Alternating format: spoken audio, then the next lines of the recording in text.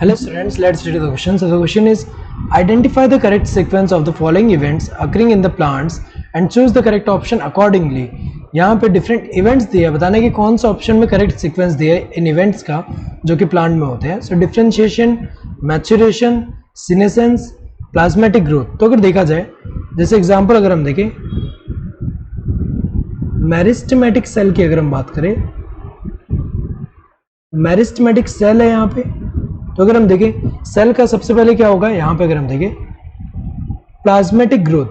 तो यहाँ पे अगर हम देखें प्लाज्मेटिक ग्रोथ में होता क्या है, प्लाज्मेटिक ग्रोथ जो है इसमें होगा क्या, सेल का जो साइज जो है वो इंक्रीज होगा. तो अगर देखा जाए ओवरऑल क्या दिखेगा यहाँ पे, एक्सपेंशन. तो अगर हम देखें यहाँ पे साइज इंक्रीज हो रहा है, मतलब क्या हो रहा है, एक्सपेंशन. एक्सपेंशन कह सकते हैं या फिर इलोंगेशन भी कह सकते हैं, इलोंगेशन.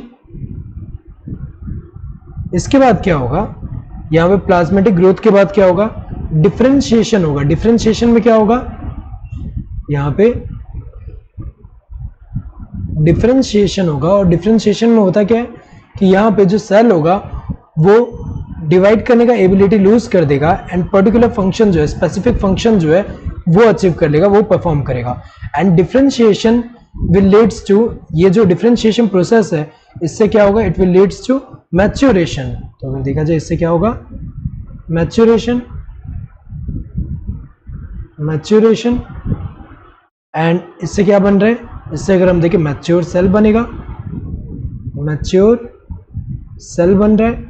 नाउ मैच्योर सेल जो होगा उसका जब सीनेसेंस होगा, यहाँ पे इसका क्या होगा, जब सीनेसेंस होगा, सीनेसेंस के बाद अल्टीमेटली क्या हो जाएगा, सेल का डेथ हो जाएगा यहाँ पे. तो अगर देखा जाए यहाँ पे सीक्वेंस के हिसाब से अगर हम देखें तो ये जो है सबसे पहले अगर हम देखें प्लाज्मेटिक ग्रोथ, तो ये अगर हम देखें फोर्थ वाला दिया हुआ है.